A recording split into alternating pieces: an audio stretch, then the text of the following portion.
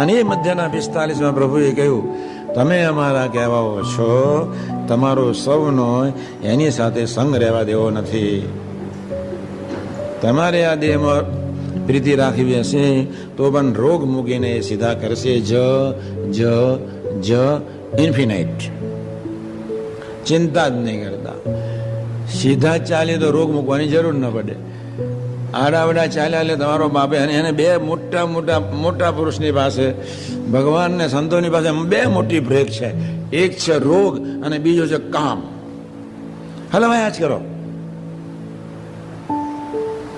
રાગ બનાવતા નારાયણને બહુ વહેલું આવડી જાય, એને બહુ શીખવાડવું ન પડે.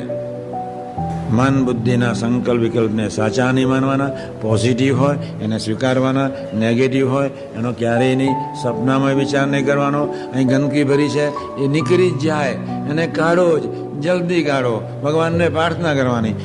આ વતનાને જે વ્યક્તિ સમજશે નહીં એની તો સત્સંગની શરૂઆત ક્યારેય થવાની નથી જ.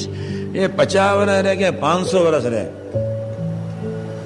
આ સ્ટેપિંગ સ્ટોન છે. ખાતમુહૂર્તનો વતના છે. ખાતમુહૂર્ત કર્યા પછી જ બિલ્ડિંગ ઊંચું થાય.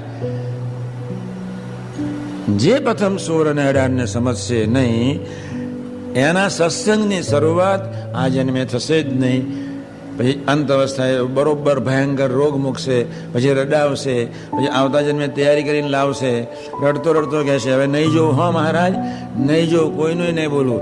એટલામ ઉપાડી લેશે ને પછી એ સંસ્કાર સાથે પૃથ્વી પર ફરી પ્રગટાઈ દેશે.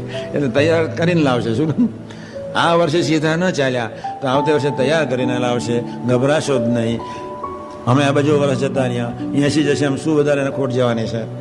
ભગવાન સામે કે ખોટ જવાની? અબજો વર્ષથી રખડીએ છીએ. પણ પ્રથમ 16 અને 18 સ્ટેપિંગ સ્ટોન છે. Stepping stone.